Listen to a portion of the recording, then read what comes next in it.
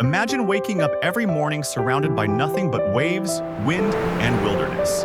No schedules, no noise, no social media. Just sky above, sea below, and silence all around. While most of us chase connection, one man ran towards solitude and stayed there. He wasn't cast away, he chose to disappear. This is the story of Mauro Morandi and the island that changed his life. Context: who is he? Mauro Morandi wasn't always a recluse. Decades ago, he was a physical education teacher in the city of Modena, northern Italy. A man surrounded by noise, deadlines, structure, but quietly aching for something more. He felt society was moving too fast, becoming too shallow. Disillusioned by politics, disheartened by the grind of modern life, and searching for a deeper meaning, he made a radical decision.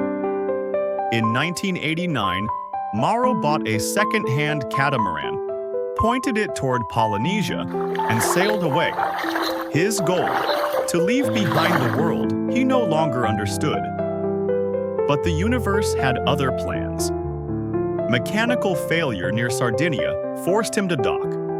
That's when he discovered Budelli, a forgotten island in the Maddalena archipelago, untouched, wild, and up for adoption. The island's only caretaker was retiring. Mauro stepped forward and said 7 simple words. "Can I stay here and take over?" That question changed everything. The choice. Why stay? At first, it was just a temporary stop, a moment of pause before continuing his voyage. But the moment Mauro stepped onto Budelli, something shifted. The silence wasn't empty, it was full. The wind wasn't cold, it carried stories. The sea wasn't threatening, it felt like home. He moved into a derelict hut once used by the former caretaker. No one expected him to stay. But Mauro saw something most of us miss: a chance to live differently. No running water, no phone line, just a small solar panel, a gas tank, a fire pit, and shelves lined with weather-worn books. He rebuilt the place with his bare hands. Every piece of wood, every nail, every rock placed with care. It wasn't luxury, it was liberation. And day by day, he began to disappear, not from the world, but into it.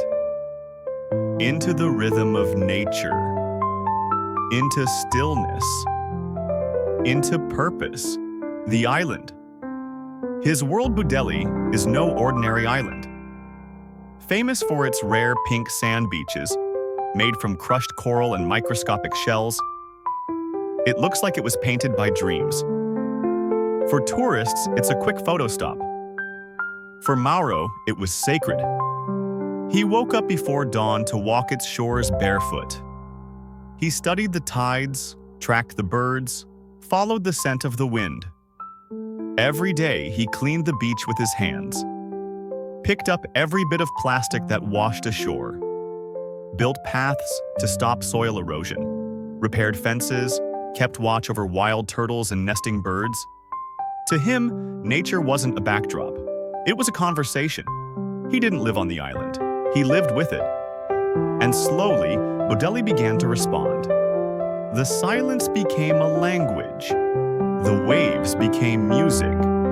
The isolation became intimacy. And over time, Mauro Morandi wasn't just the island's caretaker. He became its soul. Life alone.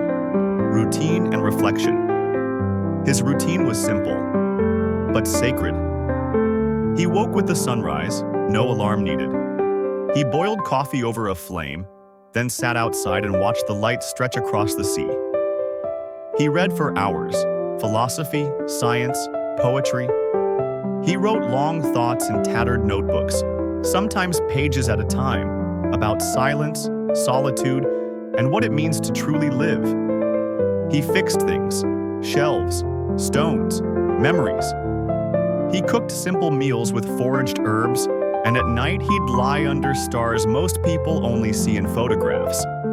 He had a radio, not for news but for Beethoven. He rarely spoke, but he said he had never listened more clearly in his life. Some people thought he was lonely, but Mauro said loneliness is wanting to be with someone. He didn't want to be anywhere else. He didn't hide from the world. He just chose a different frequency. Conflict. The eviction battle.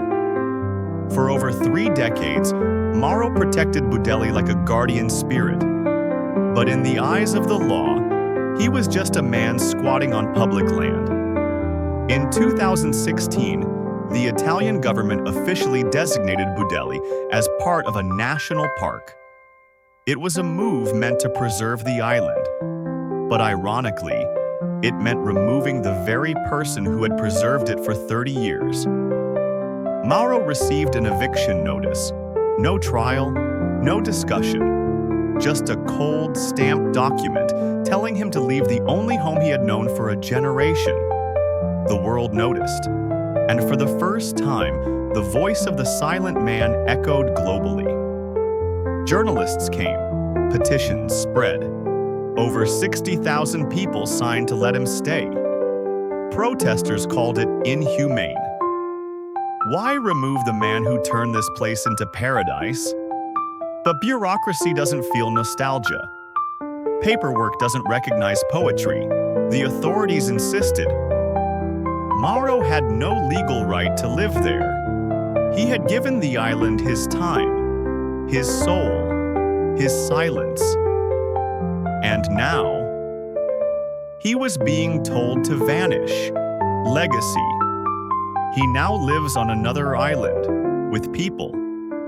But Budelli still breathes through him. 32 years in solitude taught Mauro something we're all too busy to hear.